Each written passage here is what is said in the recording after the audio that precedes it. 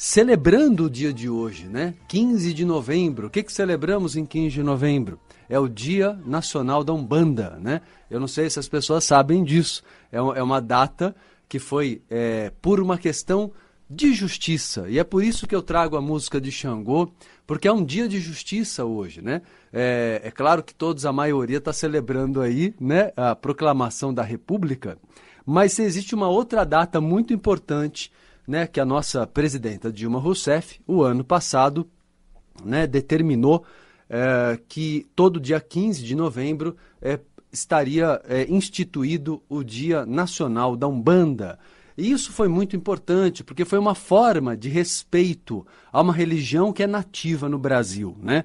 A Umbanda, eu sempre falo sobre isso aqui. Quero lembrar vocês que eu não sou umbandista, né? Eu não me denomino, me classifico dentro de uma única linha religiosa ou doutrinária. Eu acho que tudo que você estabelece de modo muito absoluto, doutrinário, você fecha, você limita, né? Então eu nunca fui kardecista, espírita ou umbandista, né?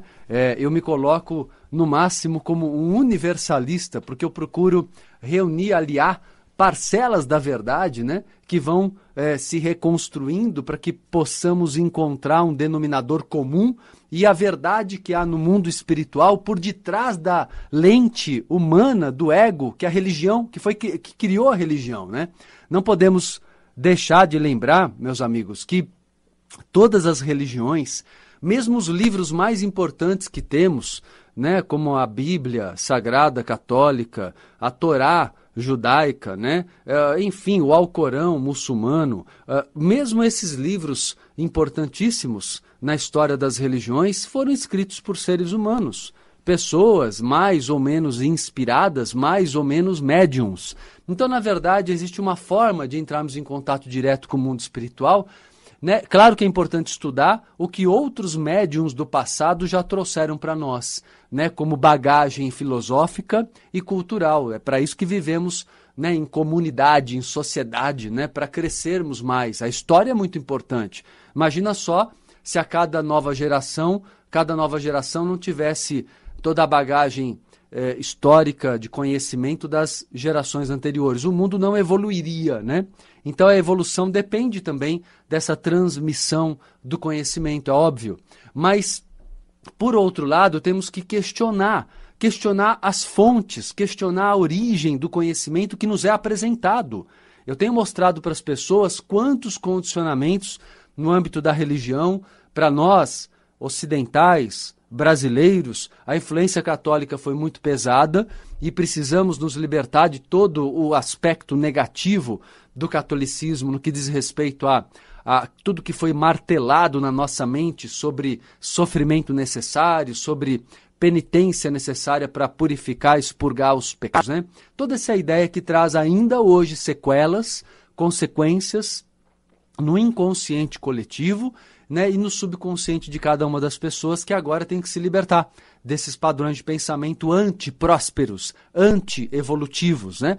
E a lei que o ano passado, né, simplesmente hoje ainda é o segundo ano que celebramos o dia 15 de novembro como o Dia Nacional da Umbanda, foi um dia de justiça, né? De respeito dado às pessoas, não só aos umbandistas, mas ao povo brasileiro de modo geral, porque é a única religião nativa do Brasil, é a Umbanda. Ela começou com os índios, muita gente não sabe, acha que começou com os negros escravos. Não, a Umbanda começa com os índios, né? Através da prática da pagelança. A pagelança, né? Toda a prática, se você prestar atenção, toda a prática presente hoje num centro de Umbanda vem da prática indígena, que utiliza a queima das ervas na purificação, como a defumação, utiliza das ervas na cura, os banhos de ervas, utiliza o afastar os maus espíritos através do transe mediúnico. Se você prestar atenção, toda a prática da Umbanda ela é calcada na prática indígena, né? Por isso ela é nativa do Brasil.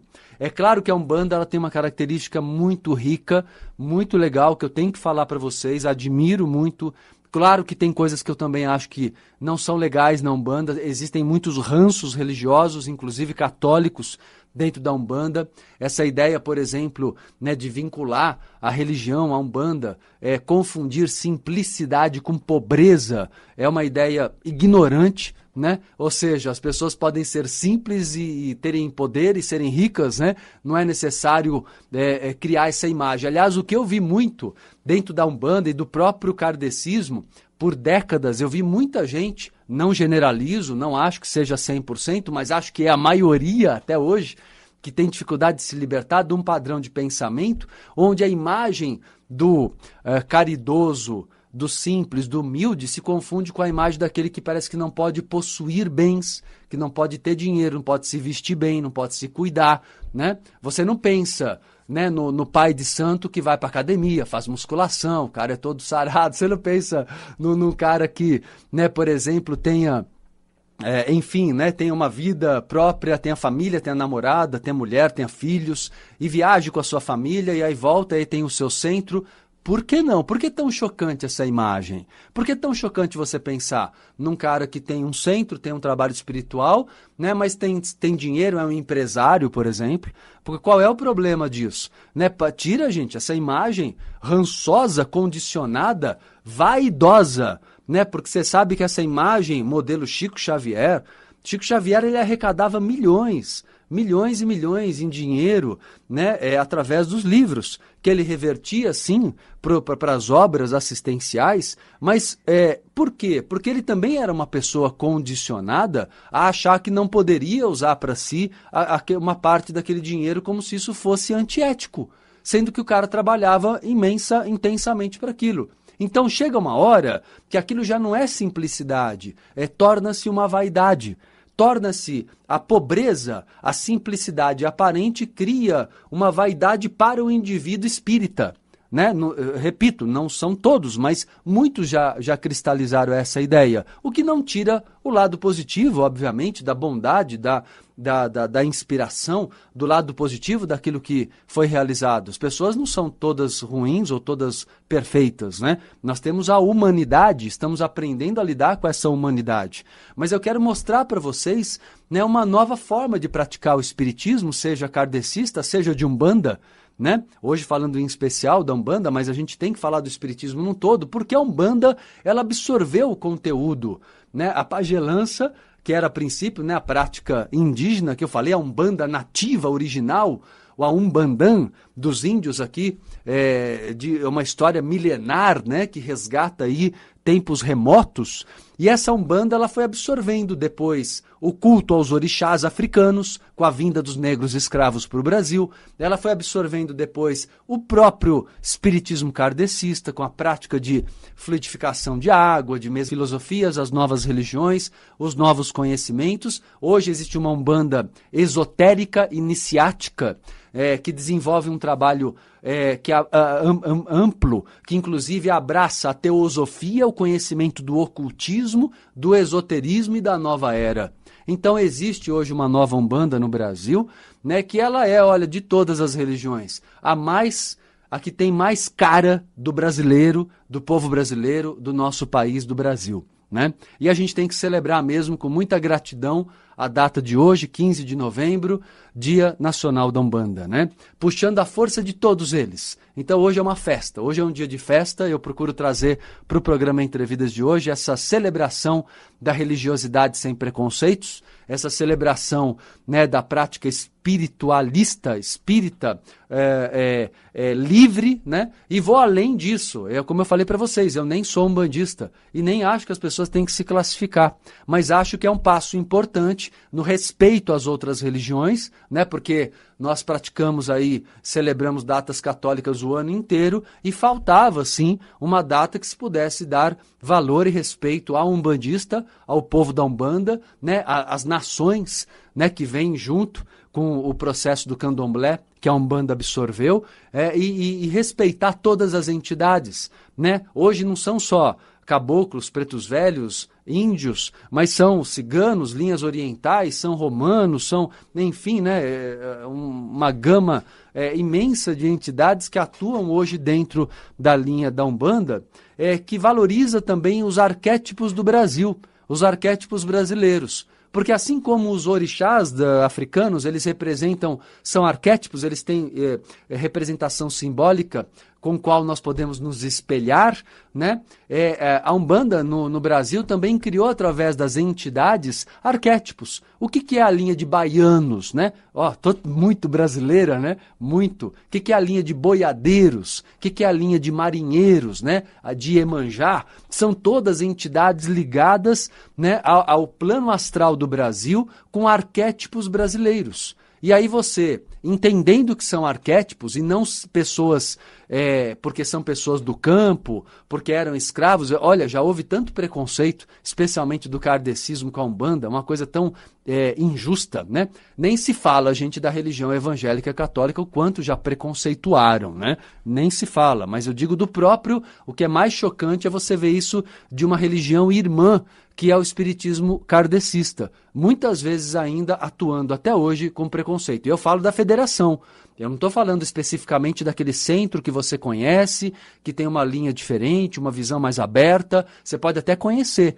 mas esse centro não consegue mais obter apoio da federação, porque a federação é radical. Então existem questões religiosas no Brasil que têm que ser mesmo observadas, e hoje é uma boa data, vocês não acham? Né, a data que a gente celebra e agradece, né, o amparo espiritual do Brasil. Equipes espirituais estão ligadas hoje. E veja só, numa ligação sem limites, ou seja, desde o mestre ascenso, do mestre ascensionado, do arcanjo ao Exu, todos estão juntos hoje, atuando, trabalhando juntos, na cooperação, na comunhão, nessa consciência, né, de que todos têm um papel, todos têm uma importância, todos têm que ser respeitados e todos são necessários no na nossa evolução, no nosso desenvolvimento mediúnico e anímico paranormal, né? E é muito legal quando você consegue desenvolver uma mediunidade aberta, uma mediunidade ampla, com conhecimentos mais profundos, né? Como ontem eu tive uma aula de mediunidade avançada, mostrando para as pessoas que até os Exus têm uma hierarquia e têm níveis evolutivos diferentes, e existem 3 graus ali, e eu apresentei na teoria e na prática a incorporação desses 3 níveis, dos mais próximos aos mais elevados. Existem Exus que nem reencarnam, tamanho grau de evolução. Já ou pouco reencarnam, quando necessário, numa missão maior, né? Isso são conhecimentos que a maioria não tem. O Exu, por exemplo, é um ser que move a vida, é movimento, é força, é energia vital, não tem nada de diabólico. Essa visão católica preconceituosa, na verdade, tinha que ser reparada, né? Inclusive pela religião que um dia manchou, né, o nome da Umbanda e do Candomblé. Então, esse respeito tem que existir. E eu falo dessa forma, gente, porque eu nunca vi a Umbanda atacar o catolicismo. Pelo contrário, a Umbanda absorveu o catolicismo, absorveu os santos. Então a gente não pode falar nesse sentido, né, da mesma maneira, porque realmente o catolicismo não respeitou as outras religiões. A Umbanda em si, eu não vejo da Umbanda um desrespeito a outras religiões, eu vejo um respeito muito grande.